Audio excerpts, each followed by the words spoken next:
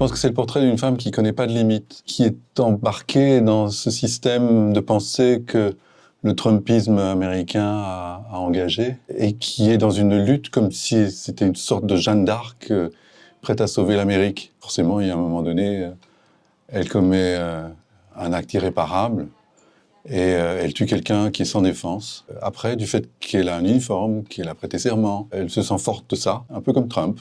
Elle pense que ce sera sans conséquence.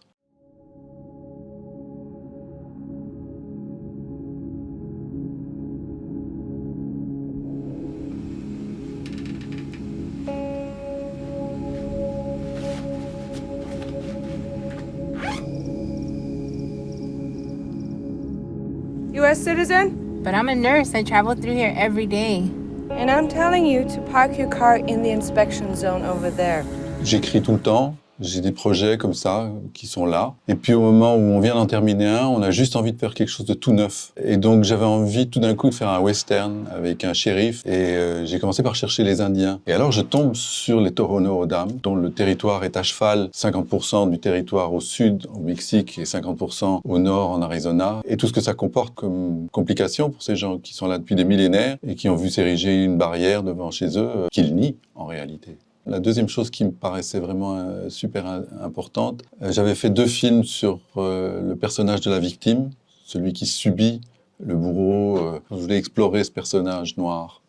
Je voulais savoir qui il était, comment il agit, comment il réfléchit. Je voulais pas le faire dans un lieu, dans un espace chaotique de guerre où tout est permis, où il n'y a plus de règles. Je voulais qu'au contraire, ce soit par la règle que ça existe. She clearly decided that those 2 migrants didn't deserve any help.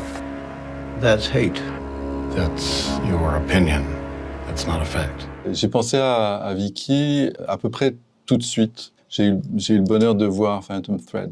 Et j'avais été vraiment ébloui. Et il y a quelque chose qui m'était apparu vraiment extraordinaire. C'est cette façon dont elle a de rougir à l'écran. C'est un peu court quand je dis ça comme ça, mais je trouvais ça d'une richesse extraordinaire. Mike Wilson, que j'ai rencontré grâce à une réalisatrice belge qui s'appelle Caroline Dont.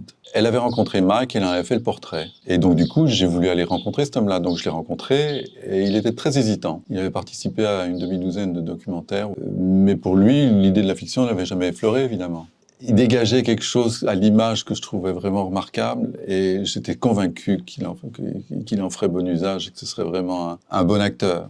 Et puis alors il y a son personnage qui est celui qui est dans la continuité d'une lignée millénaire et ce peuple est là, comme ça, dans la transmission d'un savoir, dans la transmission d'une culture, dans la transmission aussi de la négation de cette culture. Et d'ailleurs, à un moment donné, dans le film, Jessica Comley se trouve face au shérif, à qui elle dit « mais on peut pas croire ces gens-là ». Donc pour elle, cet homme-là n'est même pas américain, en réalité, alors qu'il l'était des millénaires avant elle.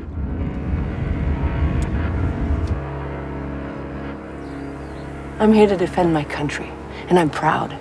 And you've got no balls.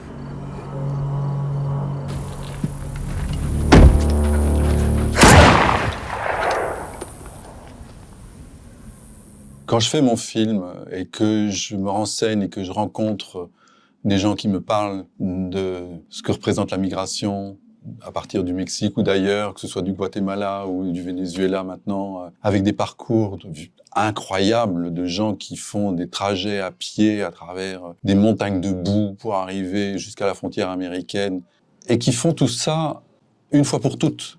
Parce que auparavant, quand cette frontière n'avait pas été militarisée comme elle l'est désormais, les migrants venaient travailler en Californie ou ailleurs, au Nouveau-Mexique.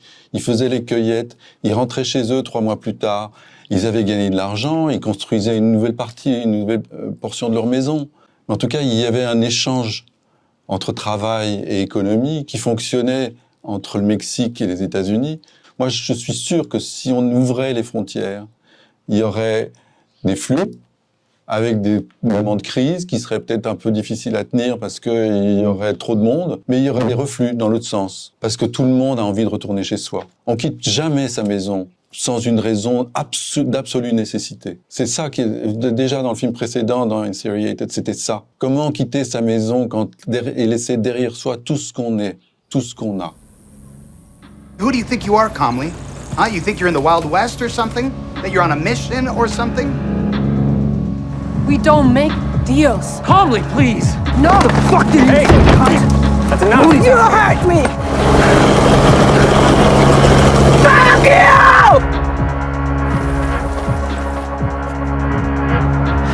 Make sure you stay well away from my sector. I don't want to have to clean up after you. Oh, so now you care about that scum?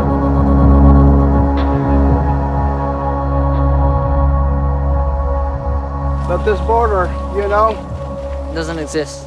I know.